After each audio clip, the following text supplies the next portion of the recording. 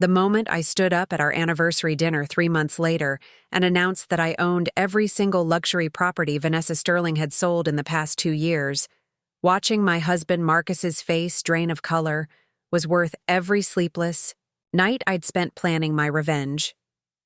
But let me take you back to where this all began, on a warm September evening in Austin, when I thought I was throwing the perfect 40th birthday party for the man I loved, only to discover he'd been planning his exit strategy with his real estate agent for months. Before we jump back in, tell us where you're tuning in from, and if this story touches you, make sure you're subscribed, because tomorrow I've saved something extra special for you.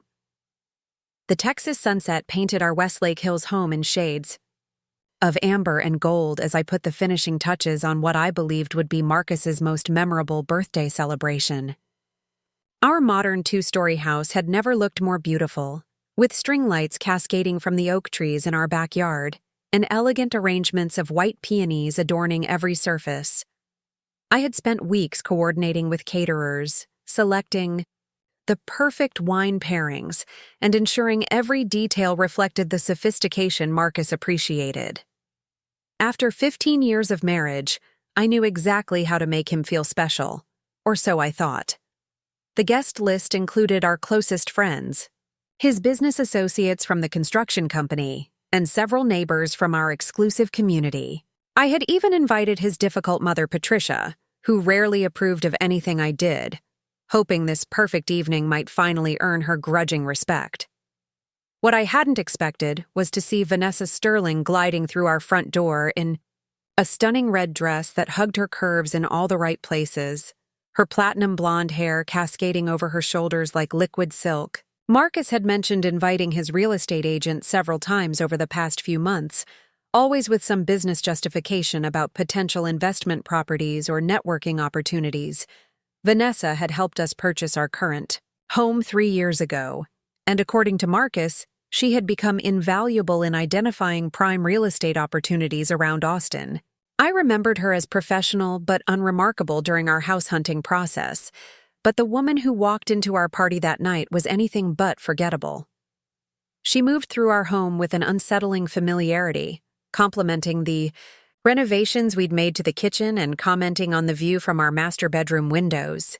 When I raised an eyebrow at that particular observation, she laughed melodiously and explained that she had been advising Marcus on property improvements that would increase our home's value.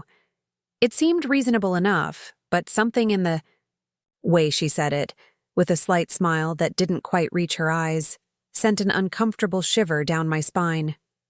Throughout the evening, I noticed Marcus gravitating toward Vanessa with increasing frequency. During cocktail hour, they stood near the pool discussing market trends with an intimacy that seemed to exclude everyone else in their vicinity.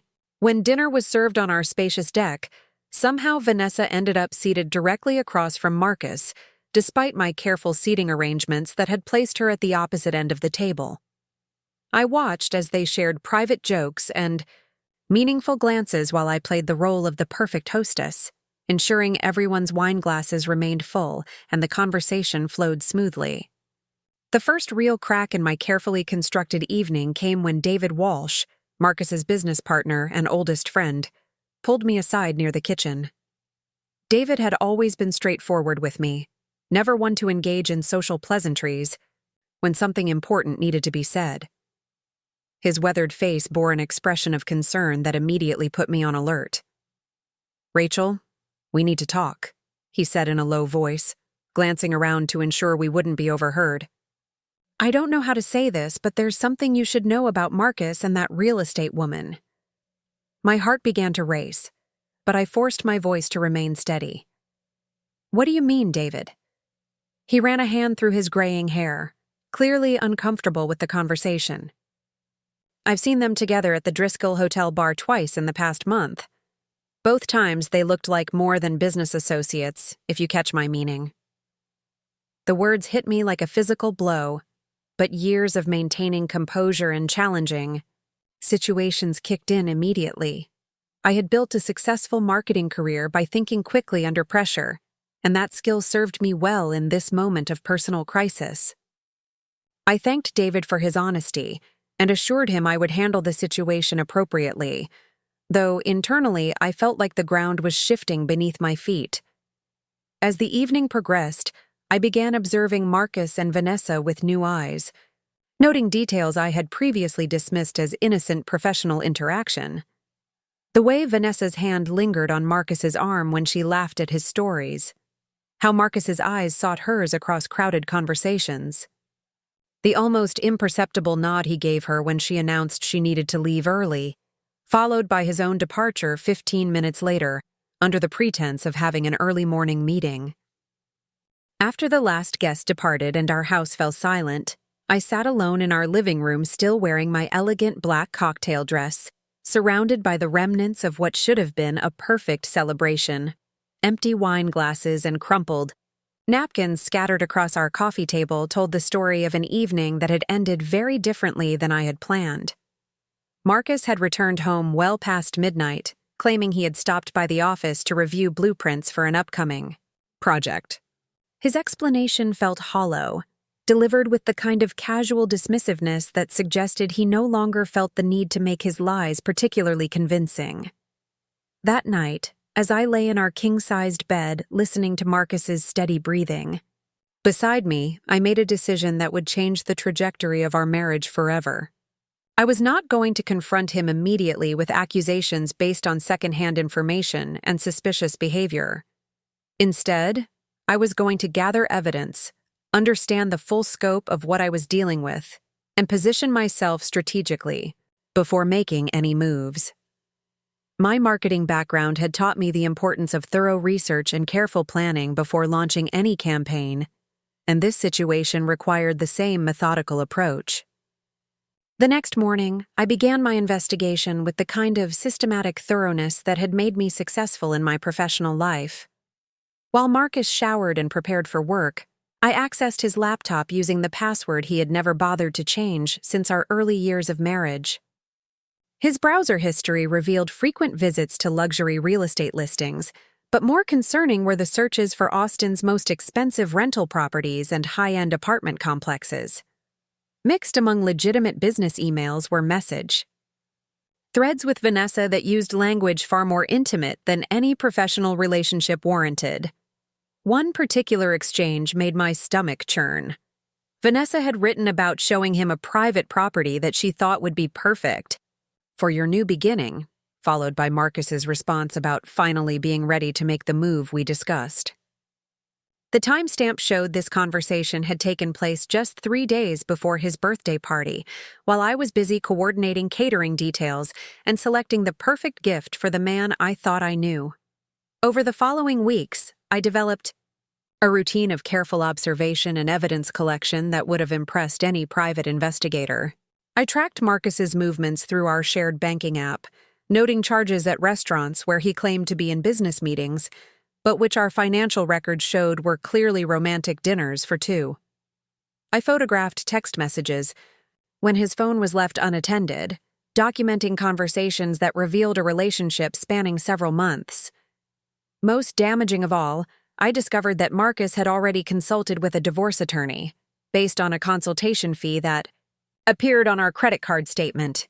The picture that emerged was of a man who had been planning his exit strategy with calculated precision while maintaining the facade of a committed husband.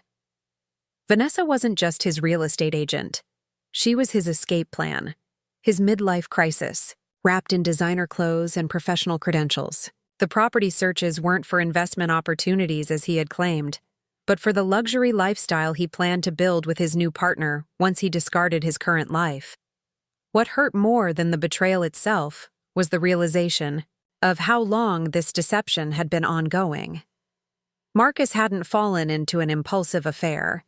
He had orchestrated a careful transition from our marriage to his new relationship with the kind of strategic planning he brought to his construction projects. Every late night at the office, every business trip that seemed to extend unexpectedly, every moment when he seemed distracted or distant, had been part of a larger plan to extricate himself from our life together while positioning himself for maximum advantage in the dissolution of our marriage. The most chilling discovery came when I found printed emails discussing property transfers and asset protection strategies. Marcus and Vanessa had been consulting with financial advisors about how to structure their joint investments in ways that would minimize his exposure during divorce proceedings. They weren't just planning a life together. They were planning to leave me with as little as possible from the marriage we had built over 15 years. As I absorbed the full scope of their deception, sitting in my home office surrounded by printed evidence of my husband's betrayal, I felt something shift inside me. The initial shock and hurt were transforming into something colder and more focused. Marcus had underestimated me, viewing me as an obstacle to be managed rather than an opponent to be respected. He had forgotten that the same skills that made me successful in marketing could be applied to much more personal battles. I began researching Vanessa Sterling with the same thoroughness I brought to competitive analysis in my professional work. Her social media presence painted the picture of a successful woman who enjoyed the finer things in life, frequently posting photos from expensive restaurants, luxury shopping trips, and exclusive events around Austin. Her professional website boasted impressive sales figures and glowing testimonials from high-profile clients, establishing her reputation as one of the city's premier real estate agents, specializing in luxury properties. But as I dug deeper into public records and professional databases, I discovered interesting patterns in Vanessa's business practices. She had an unusual tendency to represent both buyers and sellers in high-value transactions, a practice that, while legal, created potential conflicts of interest that savvy investors typically avoided.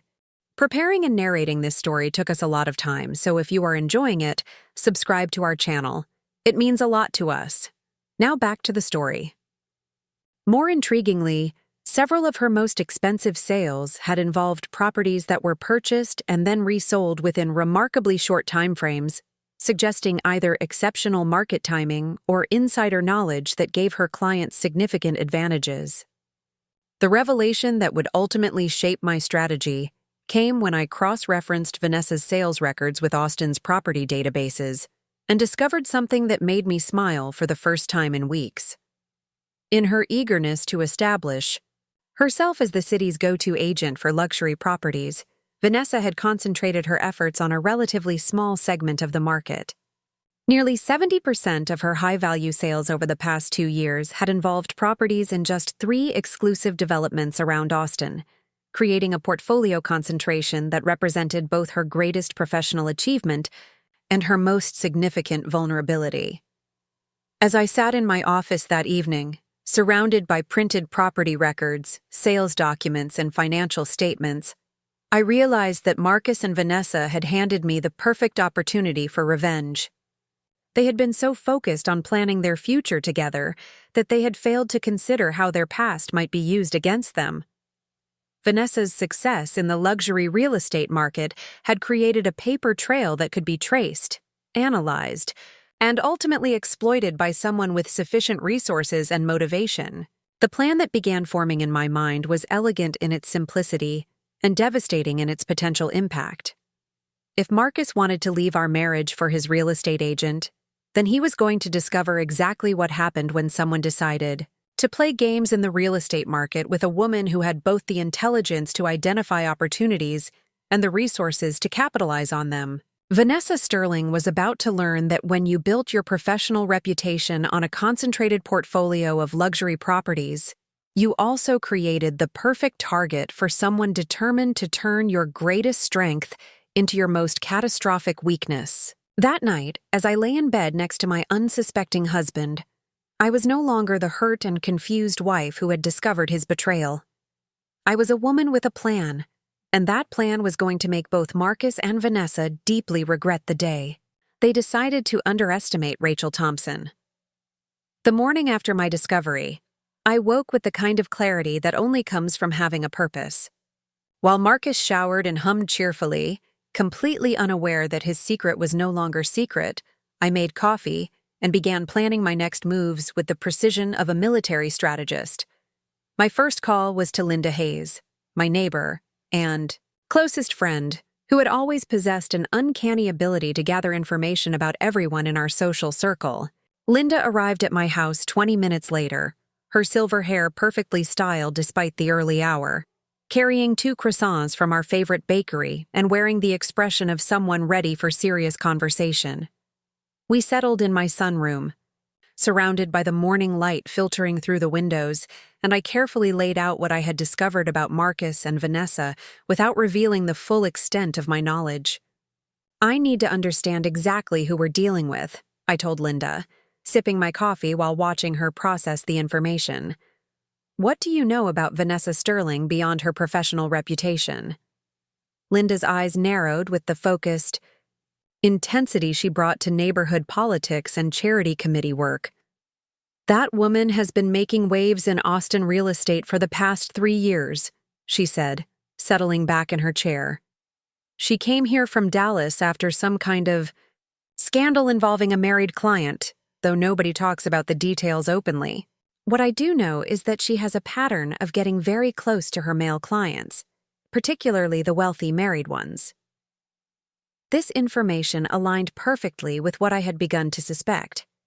Vanessa wasn't simply an opportunistic woman who had fallen for my husband. She was someone who had built her career around relationships that blurred professional and personal boundaries. Understanding her methodology would be crucial to developing an effective counter-strategy. "Tell me about her recent sales," I requested, pulling out a notebook to document everything Linda shared. "Who has she been representing, and what kinds of properties has she been moving?"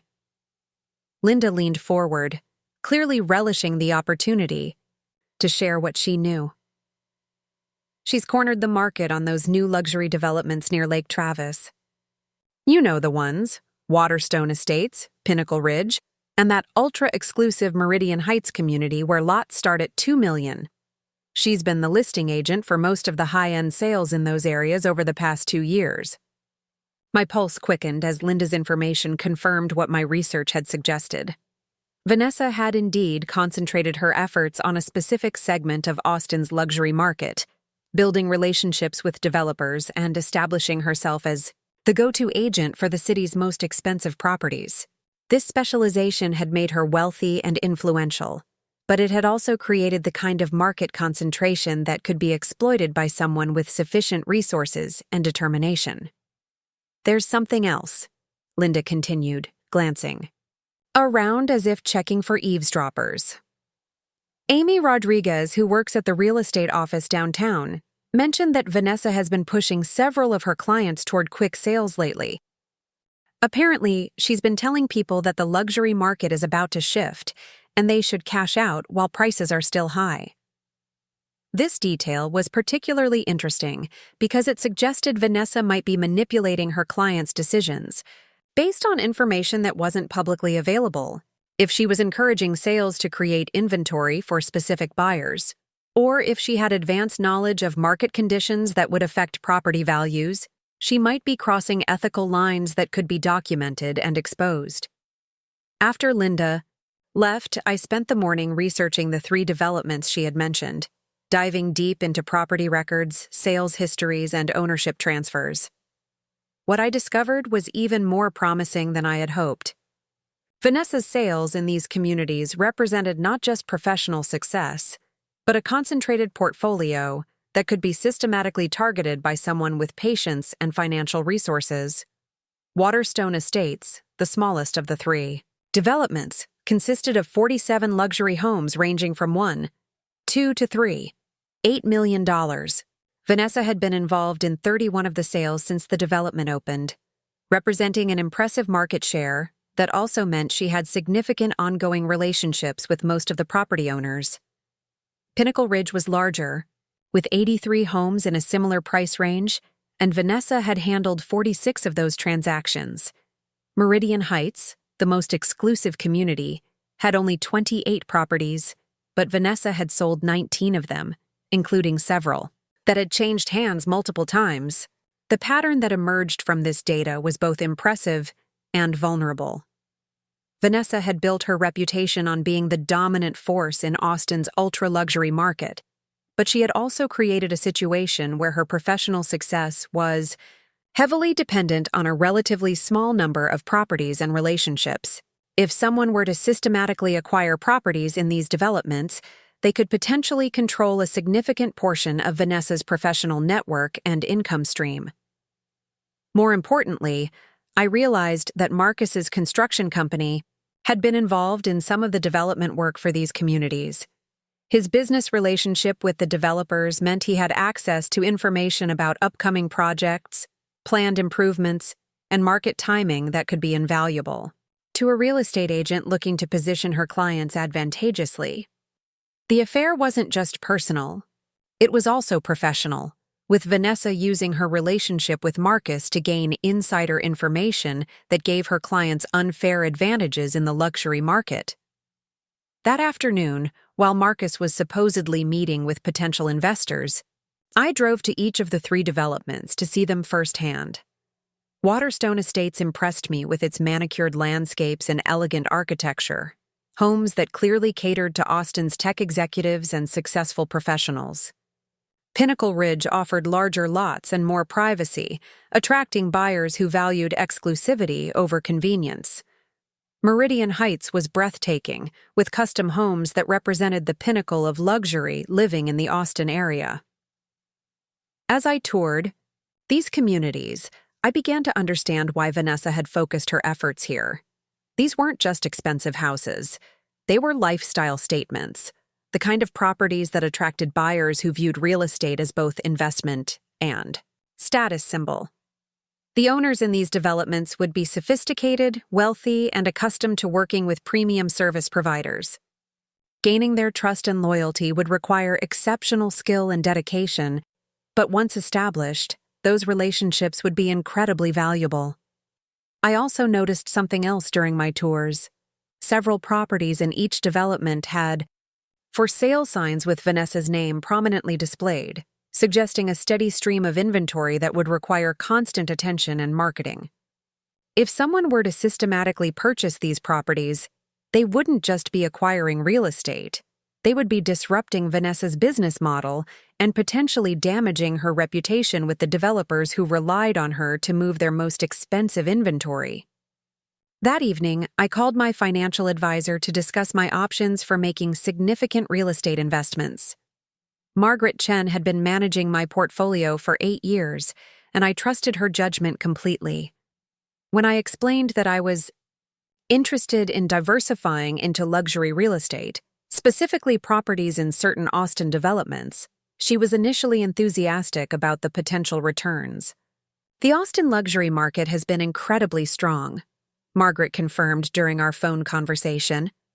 Properties in those developments have appreciated consistently, and the rental market for executive housing is robust. Are you thinking about this as a long-term investment strategy or something more immediate? I chose my words carefully, not wanting to reveal the personal motivations behind my interest. I'm looking at this as both an investment opportunity and a way to gain more control over our financial future. I'd like to move quickly on the right properties, possibly making multiple purchases over the next few months. Margaret paused, and I could hear her typing as she reviewed my financial position. You certainly have the resources for substantial real estate investments, especially if we liquidate some of your current holdings. The question is whether you want to concentrate this heavily in one market segment. Diversification is usually the safer approach. I understand the risks, I assured her, but I also see an opportunity that might not be available for long.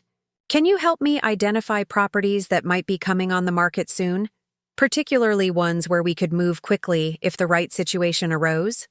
Margaret agreed to research current listings and upcoming inventory in the developments I had specified. She also recommended a real estate attorney who specialized in high-value transactions, someone who could ensure that any purchases I made would be structured properly for both tax efficiency and legal protection. As I ended the call with Margaret, I felt the satisfaction that comes from taking concrete steps toward a clearly defined goal. Marcus and Vanessa thought they were playing a game where only they knew the rules, but they had drastically underestimated both my intelligence and my resources. While they were focused on planning their future together, I was systematically positioning myself to control the professional foundation that made their relationship possible. The next morning brought an unexpected opportunity when Claire Thompson, Marcus's younger sister, called to invite me to lunch. Claire had always been the rebellious member of the Thompson family, choosing art over business and authenticity over appearances. Her relationship with Marcus had been strained for years, particularly after she had criticized his increasing focus on material success at the expense of personal relationships. We met at a quiet restaurant in downtown Austin, and Claire's first words confirmed that she had noticed the same changes in Marcus that had been troubling me for months.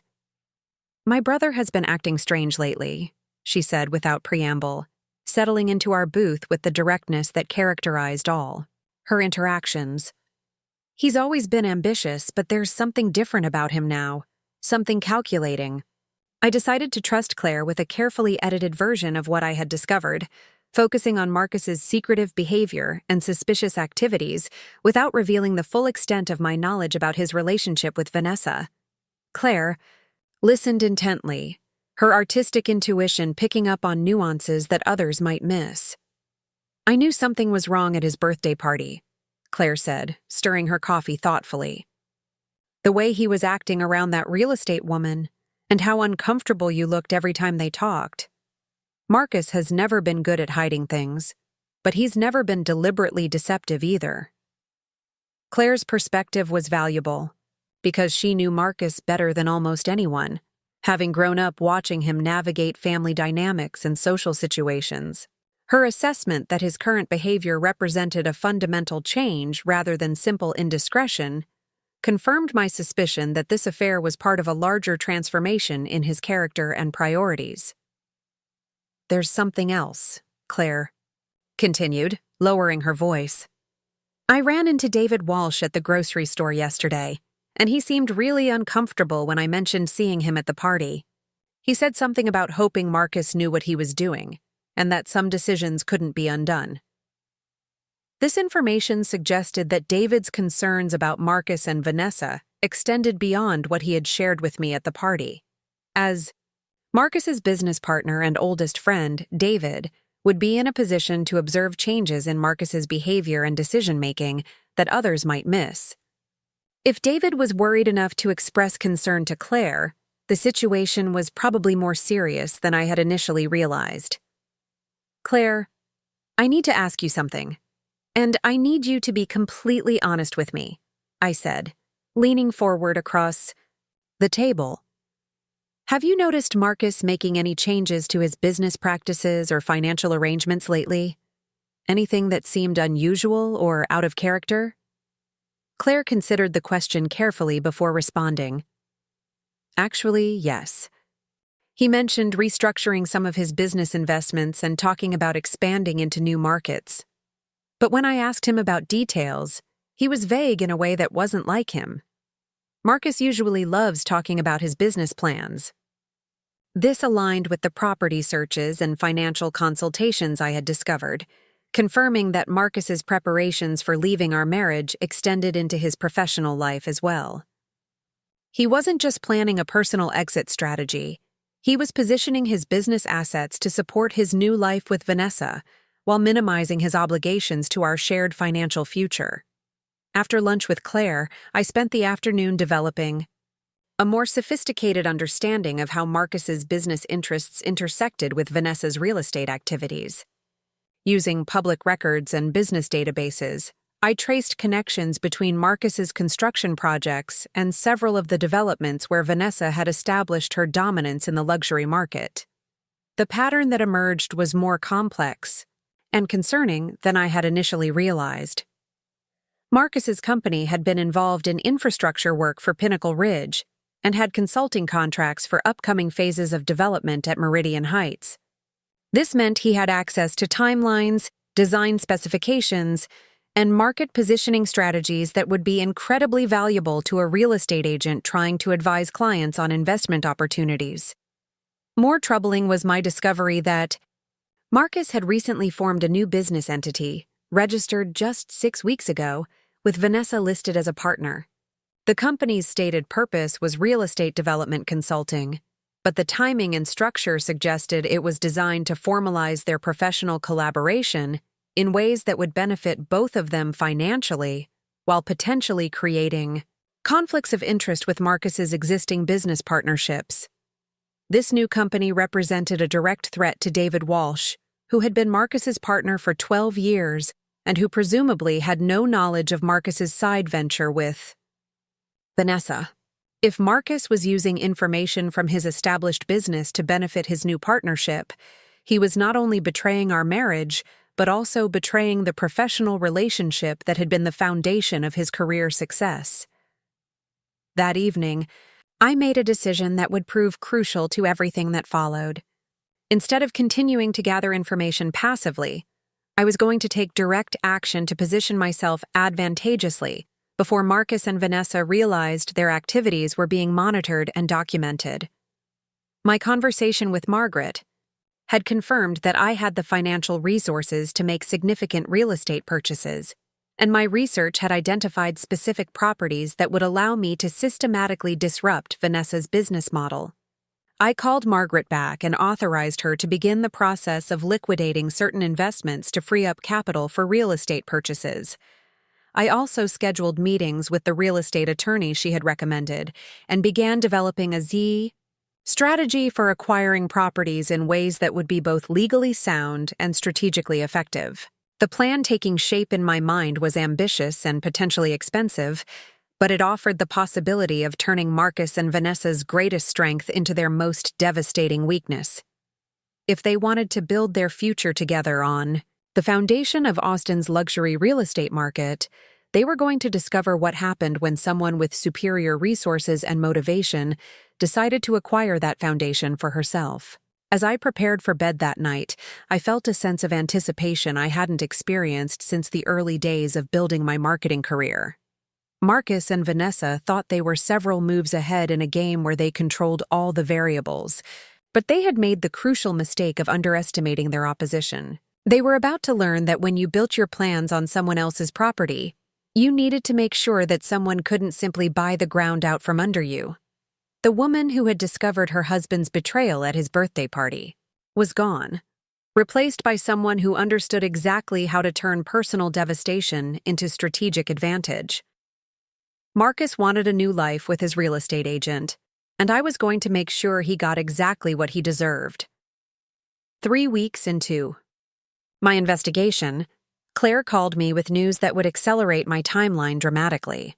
She had been having coffee with Patricia Thompson, Marcus's mother, when Patricia inadvertently revealed information that changed everything I thought I knew about the situation. "You're not going to believe what Mother Thompson told me," Claire said, her voice tight with anger as we sat in my kitchen the next morning. "She's known about Marcus and the real estate woman for months. Not only has she known, but she's been encouraging it."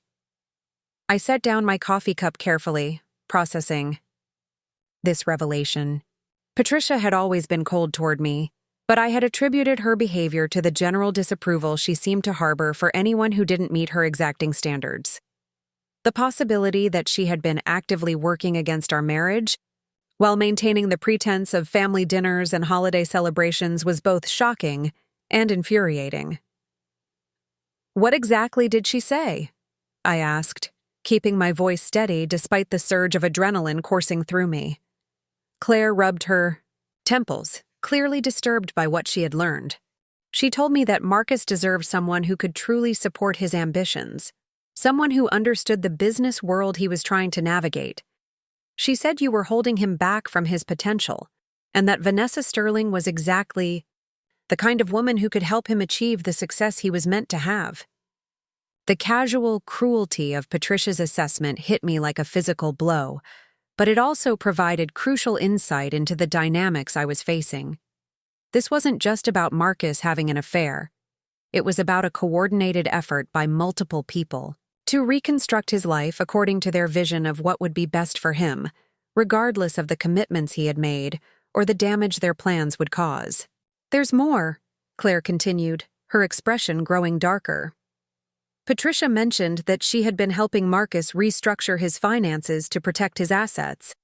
She's been consulting with her own attorney about the best strategies for minimizing what you would be entitled to in a divorce. This information was devastating, but also strategically valuable. If Patricia was involved in Marcus's planning, it meant the conspiracy against me was broader and more organized than I had realized. It also meant that my window for taking preemptive action was closing rapidly, as they were clearly moving toward formal legal proceedings that would drastically limit my options.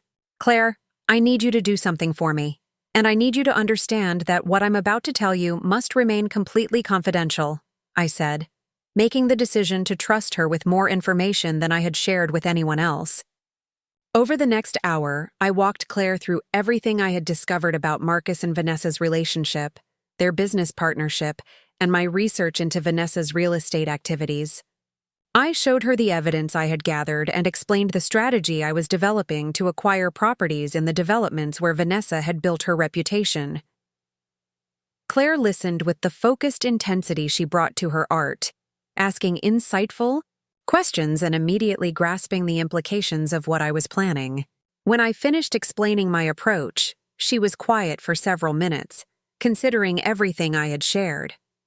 "This is brilliant," she finally said, "but it's also incredibly risky. If Marcus and his mother realize what you're doing before you've positioned yourself properly, they could take legal action to freeze your assets or prevent you from making these purchases." Her concern was valid and highlighted the need for me to move quickly while maintaining absolute secrecy about my activities. I had already begun working with Margaret to liquidate investments, but I needed to accelerate that process and begin making actual property purchases before anyone in Marcus's circle became aware of my plans. "I want to help," Claire said suddenly, leaning forward with the same determination I had seen her bring to challenging art projects. "I have resources of my own, and I know how my brother thinks. If we're going to do this, we need to do it comprehensively enough that they can't recover from the damage." Claire's offer was unexpected, but potentially game-changing. As Marcus's sister, she had intimate knowledge of his business relationships and decision-making patterns that would be invaluable in predicting his responses to various scenarios. More importantly, her financial resources would allow us to make larger and more frequent property purchases, creating a more devastating impact on Vanessa's business model.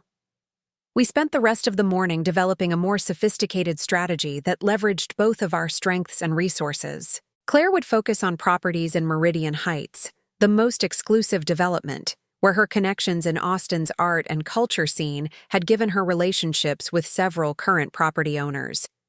I would concentrate on Waterstone, Estates, and Pinnacle Ridge, where my research had identified the greatest concentration of Vanessa's recent sales activity. The key to our approach would be speed and coordination. Rather than acquiring properties one at a time over several months, we would target multiple purchases simultaneously, creating a market disruption that would be impossible for Vanessa to ignore or counteract. We would also structure our purchases through different entities and legal arrangements, making it difficult for anyone to immediately recognize the pattern of our activities. That afternoon, I met with Thomas Bradley, the real estate attorney Margaret had recommended, to discuss the legal framework for our property acquisition strategy. Thomas was a distinguished man in his early 60s who specialized in high-value transactions and had extensive experience with complex real estate investments. "What you're describing is certainly possible," Thomas said after I explained our objectives in carefully neutral terms. "But it will require significant coordination and careful attention to legal details. Acquiring multiple properties in a short time frame, particularly in concentrated geographic areas, can trigger various regulatory requirements and disclosure obligations." Thomas walked me through the process of establishing investment entities that would allow us to make purchases efficiently while maintaining privacy about our ultimate objectives.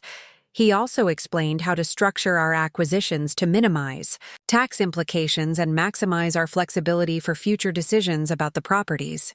"There's something else you should consider," Thomas added as our meeting concluded. "If your ultimate goal is to influence market conditions in these developments, you'll want to think carefully about your long-term strategy for the properties. Simply owning them won't necessarily give you the leverage you're seeking, unless you're prepared to actively manage them as investments. His point was well taken, and led me to develop a more comprehensive approach to the properties we would acquire. Rather than simply purchasing them and holding them passively, we would position ourselves as active participants in each development's community, building relationships with other property owners and establishing ourselves as influential voices in decisions about future development and community management. The following week brought an unexpected opportunity when Linda Hayes mentioned that Amy Rodriguez, her contact at the downtown real estate office, had shared gossip about significant changes happening in Vanessa Sterling's business practices. According to Amy, Vanessa had been pushing several of her clients toward quick sales, claiming she had buyers lined up who were willing to pay premium prices for immediate transactions. This information was particularly interesting because it suggested Vanessa was manipulating market conditions to create inventory for specific buyers, possibly including Marcus as he prepared to establish his new life with her. If we could identify which properties Vanessa was encouraging her clients to sell, we might be able to intercept those transactions and acquire the properties ourselves. I asked Linda to arrange a casual meeting with Amy Rodriguez, ostensibly to discuss the general real estate market, but actually to gather more specific information about Vanessa's recent activities. Amy proved to be a valuable source of intelligence, eager to share what she knew about a competitor who had been dominating the luxury market that Amy aspired to enter herself. "Vanessa's been acting strange lately," Amy confided as we sat in a coffee shop near her office. "She's been telling clients that she has exclusive access to buyers who are willing to pay above market value, but she won't say who these buyers are or how she connected with them. It's creating some tension in our office because other agents are losing potential listings to her promises of quick, high-value sales." Amy also revealed that Vanessa had been spending significant time at construction sites around the city, particularly projects involving high-end residential developments. This confirmed my suspicion that her relationship with Marcus was giving her access to information about upcoming properties and development timelines that other agents didn't have.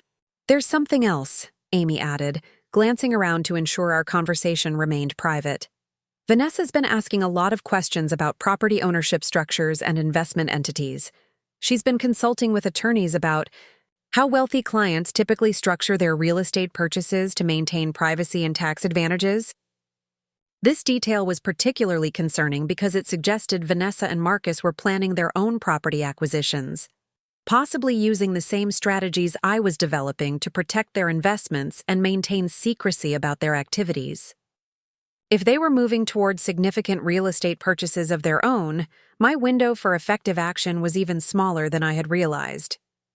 That evening, I called Margaret to accelerate our timeline for liquidating investments and making our first property purchases. The market intelligence I had gathered suggested that waiting any longer would risk allowing Marcus and Vanessa to implement their own strategies before we could establish our position effectively. "I've identified 3 properties that meet your criteria and are currently available for immediate purchase," Margaret reported. "One in Waterstone Estates, one in Pinnacle Ridge, and one in Meridian Heights. The total investment would be approximately $8.2 million, which represents a significant portion of your liquid assets." The financial commitment was substantial, but the strategic value of owning properties in all 3 developments simultaneously would be worth the risk. More importantly, these initial purchases would establish our presence in each community and provide the foundation for additional acquisitions as opportunities arose. I authorized Margaret to proceed with all 3 purchases, structuring them through the investment entities Thomas Bradley had established for maximum legal protection and privacy. Claire made similar arrangements for 2 additional properties in Meridian Heights, creating an immediate concentration of ownership that would be impossible for Vanessa to ignore once she became aware of the transactions. The legal and financial arrangements took nearly 2 weeks to complete, during which time I maintained the careful pretense of normal married life while documenting additional evidence of Marcus's preparations for ending our marriage. His behavior had become increasingly careless, with longer absences from home and less effort to maintain believable explanations for his activities. During this period, I also discovered that Marcus had been consulting with a private investigator, apparently attempting to gather information about my own financial activities and potential legal vulnerabilities. This revelation confirmed that he was preparing for an adversarial divorce proceeding and was actively working to position himself advantageously at my expense. The knowledge that Marcus was investigating me while I was investigating him added an element of urgency to everything I was doing. We were essentially racing against each other to gather information and position ourselves strategically, with the winner being whoever could establish the strongest position before the other realized what was happening. 3 weeks after our initial meeting with Thomas Bradley, I received confirmation that all 5 property purchases had been completed successfully. Claire and I now owned significant real estate holdings in all 3 developments, where Vanessa had built her reputation, representing approximately $14 million in combined investments and giving us substantial influence over market conditions in Austin's most exclusive residential communities. The psychological impact of achieving this milestone was profound. For the first time since discovering Marcus's betrayal, I felt like I was operating from a position of strength rather than simply reacting to circumstances beyond my control. The properties we had acquired weren't just financial investments. They were weapons in a war that Marcus and Vanessa didn't even realize had begun. Our next step would be to begin using our new property ownership to gather additional intelligence about Vanessa's business relationships and future plans. As property owners in these exclusive developments, we would have access to community meetings, development planning discussions, and social networks that would provide unprecedented insight into the luxury real estate market that Vanessa depended on for her success.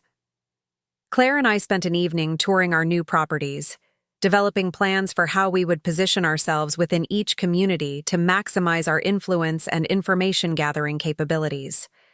The homes were beautiful, but more importantly, they represented strategic assets that would allow us to control market conditions and disrupt business relationships in ways that would be devastating to someone whose professional success depended on maintaining exclusive access to this segment of Austin's real estate market. As we stood on the deck of our Meridian Heights property, overlooking the city lights of Austin, I realized that the woman who had been betrayed at her husband's birthday party no longer existed.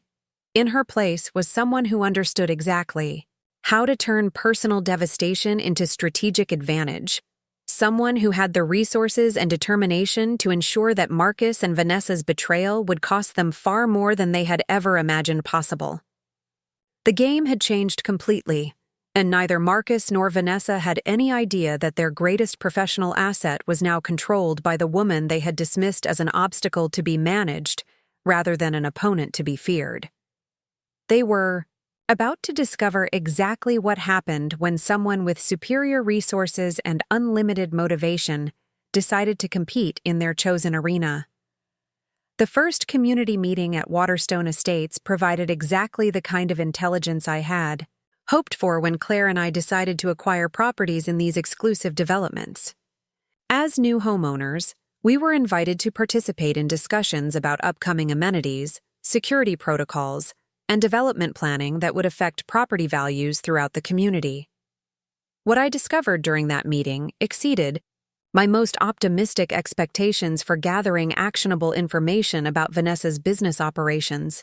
The meeting was held in the elegant clubhouse that served as the social center for the development, with approximately 30 property owners in attendance, along with representatives from the management company and the original developers. The atmosphere was refined but businesslike, with residents who clearly viewed their homes as significant financial investments rather than simply places to live. During the presentation about planned improvements to the community's tennis facilities and walking trails, I learned that Vanessa Sterling had been consulting with the developers about marketing strategies for the remaining unsold lots in the Eider development. According to the development manager, Vanessa had proposed an exclusive partnership arrangement that would give her preferential access to new inventory in exchange for guaranteed sales volumes and premium pricing commitments. This information was valuable for several reasons. First, it confirmed that Vanessa's success in these communities wasn't just the result of superior marketing or client relationships. She was actively negotiating arrangements that gave her competitive advantages other agents couldn't match. Second, it revealed that her business model depended heavily on maintaining these exclusive partnerships, which meant disrupting those relationships would have a direct impact on her ability to continue dominating the luxury market. After the formal meeting ended, I approached several longtime residents to introduce myself and learn more about their experiences with real estate transactions in the community. The conversations were enlightening, revealing a pattern of dissatisfaction with Vanessa's approach to representing both buyers and sellers in the same transactions, a practice that created potential conflicts of interest, but was technically legal under Texas real estate regulations. "She's effective, but she's also aggressive," explained Dr. Sarah Mitchell, a cardiologist who had purchased her home in Waterstone Estates 2 years earlier. "When we were buying, she kept pushing us to make decisions quickly, claiming other buyers were interested in the same property. Later, we found out she was representing the sellers too, which explained why she was so eager to close the deal at the price they were asking." Another resident, James Hartwell, who owned a successful technology consulting firm, shared similar concerns about Vanessa's business practices. "She sold our neighbor's house last year, and the whole process was rushed in a way that didn't seem to serve the seller's best interests. The property went on the market on a Monday and was under contract by Friday, with no opportunity for competitive bidding or market testing." These conversations revealed that while Vanessa was undeniably successful, her methods had created an undercurrent of dissatisfaction among property owners who felt they hadn't received the level of service and advocacy they expected from a premium real estate agent. This dissatisfaction represented an opportunity that could be exploited if I could position myself as someone offering a superior alternative to Vanessa's approach. The following week, I attended a similar community meeting at Pinnacle Ridge, where the dynamics were slightly different, but equally illuminating. This development attracted buyers who valued privacy and exclusivity over social amenities, and the residents I met were more focused on protecting their investments than building community relationships. During the meeting, I learned that Vanessa had been working with the developers to expedite the approval process for a planned expansion of the community that would add 25 new home sites. Her involvement in the expansion planning gave her advanced knowledge of upcoming inventory and development timelines that other agents wouldn't have access to until the information became public. More importantly, I discovered that several residents were concerned about the impact of rapid expansion on property values and community character. The expansion plans called for slightly smaller lots and more affordable price points, which longtime residents worried would dilute the exclusivity that had attracted them to Pinnacle Ridge initially.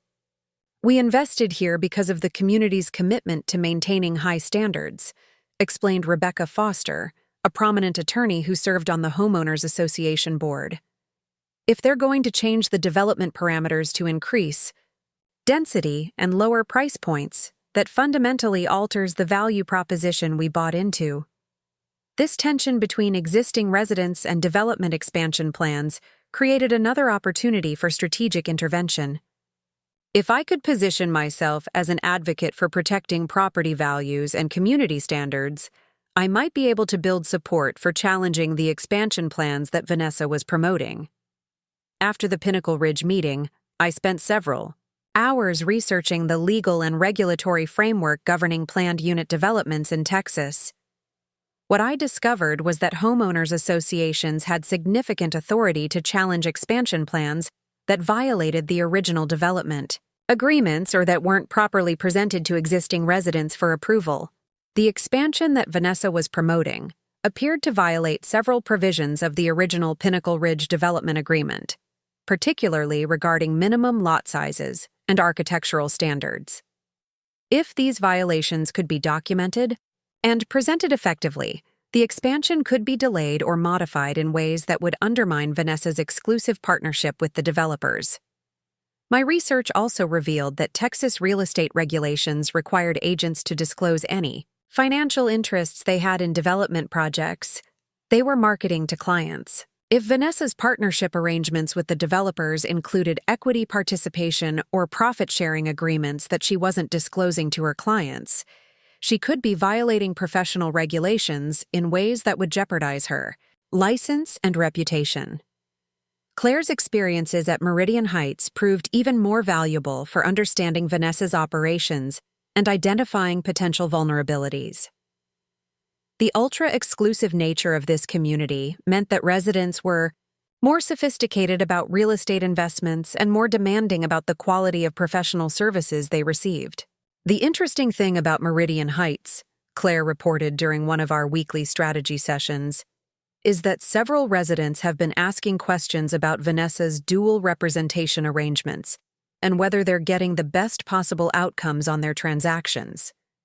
Claire had learned that Vanessa's practice of representing both buyers and sellers in the same transactions was creating situations where clients on both sides of deals were questioning whether their interests were being properly protected. While dual representation was legal, it required careful disclosure and management to ensure both parties understood the limitations of the arrangement. There's something else, Claire continued. One of the residents mentioned that Vanessa has been encouraging several homeowners to sell their properties, claiming she has buyers lined up who are willing to pay premium prices. But when they ask for details about these buyers, she's vague about their qualifications and motivations. This information aligned with what Amy Rodriguez had told me about Vanessa pushing clients toward quick sales, and it suggested that Vanessa might be manipulating market conditions to create inventory for specific buyers. If Marcus was one of these undisclosed buyers, Vanessa could be violating regulations requiring agents to disclose conflicts of interest and material relationships that might affect their professional judgment. The picture that emerged from our community involvement was of a real estate agent who had built impressive market share through exclusive partnerships and aggressive tactics, but who had also created significant vulnerabilities through questionable business practices and client dissatisfaction. More importantly, we now had direct access to the client base that represented the foundation of Vanessa's professional success. Our next step was to begin documenting specific instances where Vanessa's business practices might have violated professional regulations or failed to serve her clients' best interests. This documentation would serve two purposes. It would provide evidence for potential regulatory complaints, and it would give us credibility when we approached her clients. With alternative approaches to real estate transactions, I hired a private investigator with expertise in real estate fraud to help document Vanessa's business practices and identify any regulatory violations that could be reported to the Texas Real Estate Commission. The investigator, Maria Santos, had extensive experience with cases involving agent misconduct and was skilled at gathering evidence that would meet regulatory standards for formal complaints. What you're describing sounds like it could involve several different types of violations, Maria explained during our initial consultation. Dual representation without proper disclosure, failure to provide adequate market analysis, and potentially undisclosed conflicts of interest. The challenge will be gathering evidence that meets the Commission's standards for formal proceedings. Maria's investigation would focus on documenting specific transactions where Vanessa's practices had disadvantaged her clients, identifying patterns of behavior that suggested systematic rather than isolated problems, and gathering testimony from clients who felt they hadn't received appropriate representation. While Maria began her investigation, Claire and I started building relationships with residents in all three developments who had expressed dissatisfaction with their real estate experiences.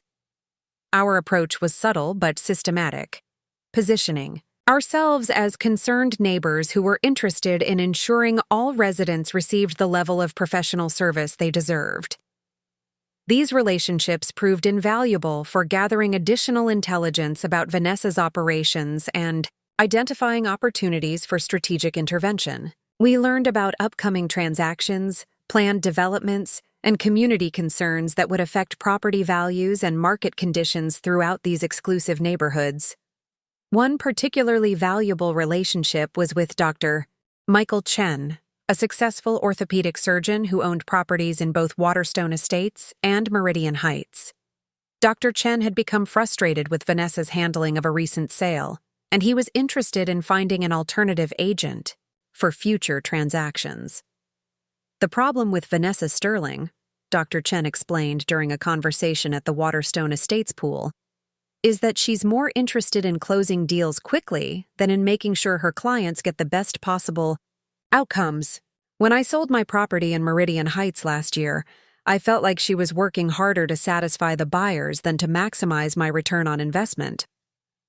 Dr. Chen's experience was typical of what we were hearing from other residents, and it confirmed that Vanessa's business model prioritized volume and speed over client advocacy and service quality. This approach had made her successful in the short term, but it had also created a pool of dissatisfied clients who were open to working with agents who offered a more client-focused approach. The intelligence we gathered during this period also revealed that Marcus's construction company was involved in infrastructure planning for the next phase of development at Meridian Heights. This involvement gave him access to detailed information about development timelines, design specifications, and marketing strategies that would be incredibly valuable to a real estate agent trying to position clients advantageously. More concerning was our discovery that Marcus and Vanessa had formed a second business entity focused specifically on luxury real estate development, with plans to acquire land adjacent to existing developments for their own projects. This new venture represented a direct conflict with Marcus's existing business partnerships and fiduciary obligations, and it provided additional evidence of the systematic way they were planning their professional and personal future together. The scope of their collaboration was more extensive than I had initially realized, encompassing not just personal relationships and individual business activities, but a comprehensive strategy for dominating Austin's luxury real estate market. Through insider information, exclusive partnerships, and coordinated development activities. As the full picture of their operations became clear, I realized that my strategy needed to be equally comprehensive and coordinated. Simply disrupting Vanessa's individual transactions wouldn't be sufficient to address the systematic advantages they were creating through their partnership. I needed to challenge their entire business model and the exclusive relationships that made their success possible. The properties Claire and I had acquired gave us the foundation for this broader strategy, but we needed to leverage our ownership positions more aggressively to maximum impact on their operations. This meant becoming active participants in community governance, development planning, and the social networks that influence decision-making in these exclusive neighborhoods. Over the following weeks, we began implementing a more aggressive approach to our community involvement. We volunteered for homeowners association committees, participated in development planning meetings, and established ourselves as advocates for protecting property values and community standards.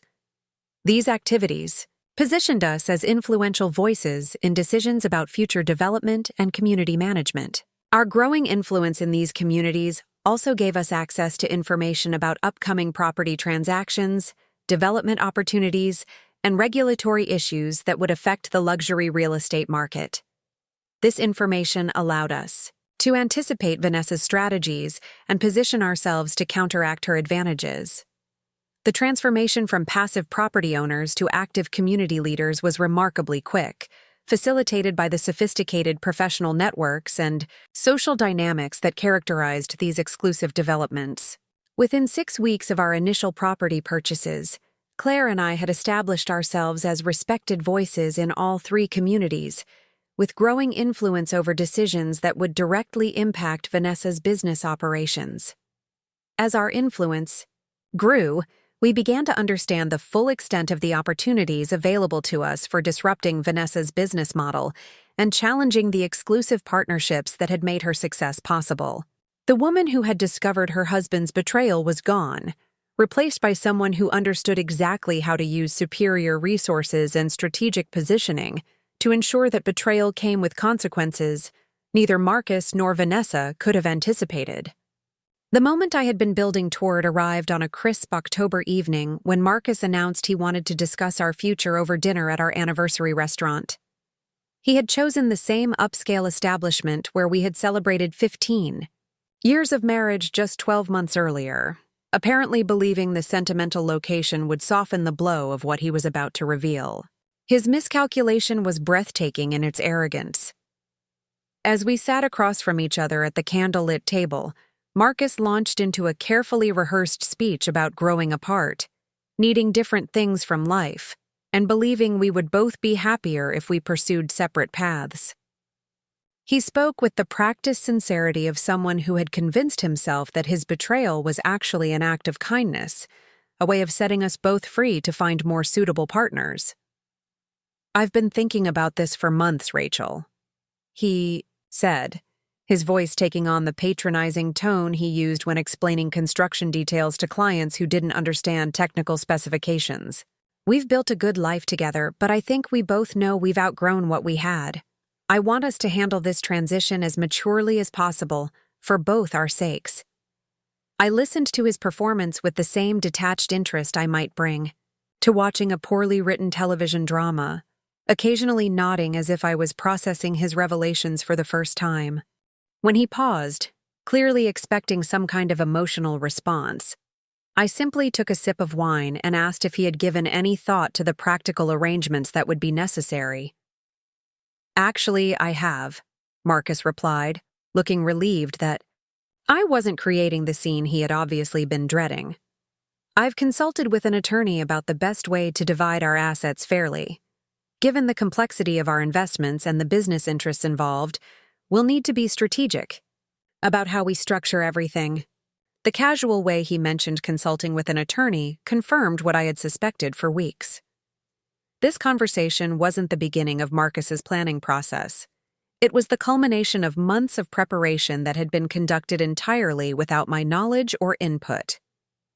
He had already decided our future and was now presenting me with the results of his deliberations as if I was simply another party whose consent was required to finalize a business transaction. "That's very thoughtful of you," I said with a smile. That didn't reach my eyes. "I'm curious about your timeline for all of this. When were you thinking we should begin the formal process?" Marcus's relief was palpable as he interpreted my calm response as acceptance of his plans. "I was hoping we could start working with attorneys next week. The sooner we get the legal framework in place, the sooner we can both move forward with our lives." His eagerness to accelerate the timeline told me everything I needed to know about his motivations. This wasn't about a gradual realization that our marriage wasn't working. This was about clearing legal obstacles so he could begin his new life, with Vanessa Sterling without the complications of an unresolved divorce. "Before we involve attorneys," I said, setting down my wine glass with deliberate precision, "I think there's something you should know about how our financial situation has changed recently." For the first time that evening, Marcus looked genuinely uncertain. His carefully prepared script hadn't included provisions for me introducing new information into the conversation, and I could see him struggling to maintain his composure while trying to anticipate what I might reveal. "What do you mean?" he asked, his voice taking on a slightly sharper edge that revealed the anxiety beneath his practiced calm. I reached into my purse and withdrew a folder containing property deeds, financial statements, and legal documents that represented the foundation of everything I had built over the past 3 months. As I placed the folder on the table between us, I watched Marcus's expression shift from confusion to concern to something approaching alarm. "Over the past few months, I've made some significant real estate investments," I began, opening the folder to reveal the first page of property records. "I think you'll find them particularly interesting, given your professional relationship with Vanessa Sterling." Marcus's face went pale as he recognized the property addresses listed on the documents. His eyes darted across the pages, taking in the scope of what I had accomplished while he had been planning what he thought would be his strategic exit from our marriage. I now own substantial holdings in Waterstone Estates, Pinnacle Ridge, and Meridian Heights, I continued, my voice remaining conversational despite the gravity of what I was revealing. In fact, I control enough properties in each development to significantly influence market conditions and community decisions. The transformation in Marcus's demeanor was immediate and dramatic. The confident man who had been explaining his plans for our future was replaced by someone who was clearly struggling to process the implications of what he was learning. He flipped through the documents with increasing agitation, his breathing becoming more rapid as he began to understand the full scope of my strategic positioning. How did you... He started, then stopped, apparently realizing that the method was less important than the result. This represents millions of dollars in investments. How did you finance purchases of this magnitude without me knowing? I smiled with genuine pleasure at his question, having anticipated this moment for weeks. I liquidated several of my personal investment accounts and restructured some of our joint holdings. Everything was done legally and with proper documentation, though I chose to handle the transactions privately to avoid unnecessary complications. The revelation that I had been operating independently while he had been planning his betrayal was clearly more disturbing to Marcus than the financial implications of my property acquisitions. He had assumed that his superior business experience and professional networks gave him complete control over our financial future, and discovering that I had been executing a sophisticated strategy without his knowledge or involvement was devastating to his self-image. But why would you? Marcus began, then trailed off as the obvious answer occurred to him. His face shifted through a series of expressions as he processed the possibility that his secret activities might not have been as secret as he had believed. I know about Vanessa, I said simply, deciding that the time for subtlety had passed. I know about your business partnership, your development consulting company, and your plans for building a life together. I've known for months. The admission hit Marcus like a physical blow. He sat back in his chair, staring at me with a combination of shock and something that might have been respect, though it was difficult to distinguish from fear given the circumstances. If you've known for months, he said slowly, then everything you've been doing has been specifically designed to position myself advantageously for exactly this conversation, I finished. Did you really think I would just accept your decision to restructure our lives according to your preferences? Did you imagine I would simply agree to whatever settlement you and your attorney had decided was fair? Marcus was quiet for several minutes, clearly trying to recalibrate his understanding of the situation and identify options for responding to developments he hadn't anticipated. When he finally spoke, his voice carried none of the confidence he had displayed earlier in the evening. What do you want, Rachel? The question was simple, but it represented a complete reversal of the power dynamics that had defined our conversation from the beginning. Marcus was no longer the person controlling our interaction. He was someone seeking to understand the terms under which his strategic miscalculations might be forgiven or mitigated. I want you to understand the position you've put yourself in, I replied. Vanessa Sterling's professional success depends entirely on her exclusive relationships with developers and her reputation in the luxury market. I now control significant portions of that market. Every property transaction she wants to complete, every development project she wants to participate in, every client relationship she wants to maintain will require my cooperation or, at minimum, my neutrality. Marcus was beginning to grasp the implications of what I was describing, and the growing alarm in his expression told me he understood exactly how devastating my position could be for Vanessa's business prospects. Furthermore, I continued, the regulatory investigation into her business practices is proceeding quite well. It turns out that several of her dual representation arrangements violated disclosure requirements, and her partnership agreements with developers created conflicts of interest that weren't properly reported to her clients. This revelation was the final piece of information Marcus needed to understand the full scope of his miscalculation. Not only had I positioned myself to control the market conditions that Vanessa depended on for her success, but I had also initiated formal proceedings that could result in the suspension or revocation of her professional license. The business partnership you established with her is particularly problematic, I added, enjoying the way Marcus's face continued to pale with each new piece of information. Using insider information from your construction projects to benefit. Your real estate development consulting company represents a clear violation of your fiduciary obligations to your existing business partners. David Walsh has been very interested in learning about these arrangements. The mention of his business partner's name was the final blow to Marcus's composure. David Walsh represented not just a professional relationship, but a friendship that had been the foundation of Marcus's career success. If David learned about Marcus's secret business activities and the conflicts of interest they represented, the consequences would extend far beyond our marriage to encompass everything Marcus had worked to build professionally. You've destroyed everything, Marcus said quietly, his voice carrying the hollow tone of someone who had just realized the full extent of his losses.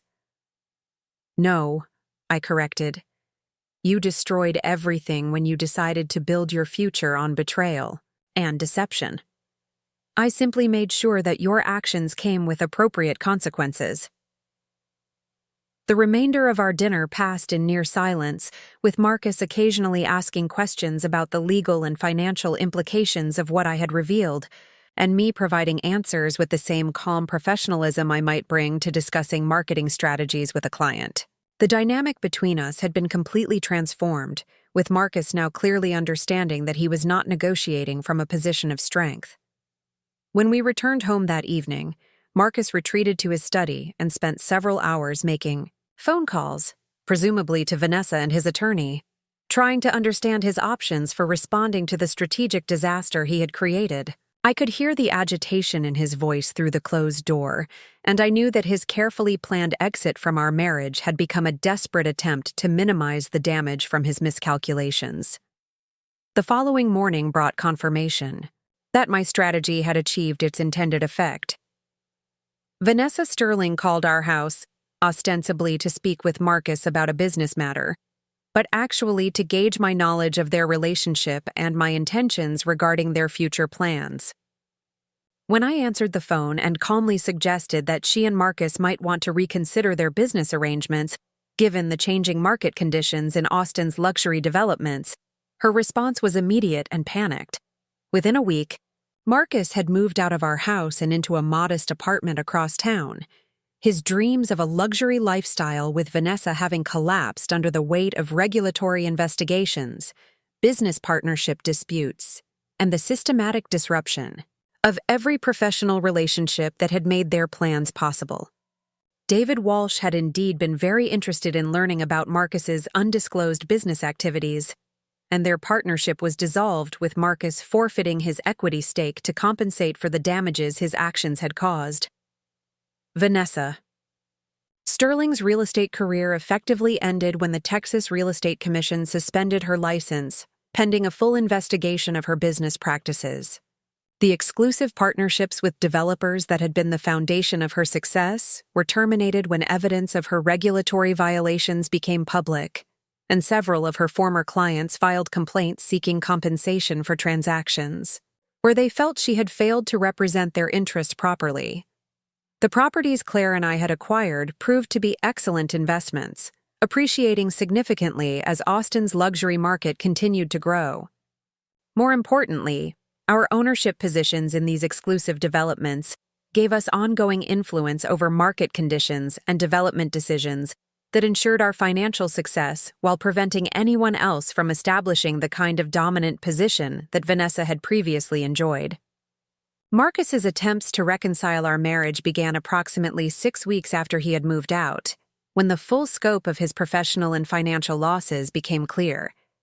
His approach was tentative at first, suggesting that we might be able to work through our differences if we both made compromises and approached our relationship with renewed commitment. When those overtures were politely but firmly declined, his efforts became more desperate, culminating in a formal letter from his attorney requesting a reconciliation meeting to discuss mutually beneficial arrangements for rebuilding their marriage. The irony of Marcus crawling back to me after orchestrating what he had intended to be his triumphant escape was not lost on me, though I took no particular pleasure in his obvious desperation. The man who had planned to discard me for a younger, more professionally useful partner had discovered that betrayal came with consequences he had never imagined possible, and that the woman he had underestimated was far more dangerous than the real estate agent he had overestimated. The final chapter of this story was written 6 months later, when Marcus and I finalized our divorce on terms that reflected the strategic realities of our respective positions rather than his original assumptions about his negotiating advantages. The settlement was generous to me and devastating to him, though no more so than the natural consequences of his choices deserved.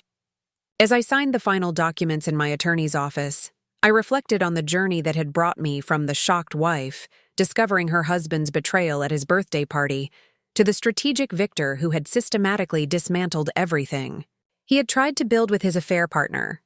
The transformation had been profound and permanent, teaching me capabilities I had never known I possessed, and confidence I would carry into whatever future I chose to create. Up next, you've got 2 more standout stories right on your screen. If this one hit the mark, you won't want to pass these up. Just click and check them out.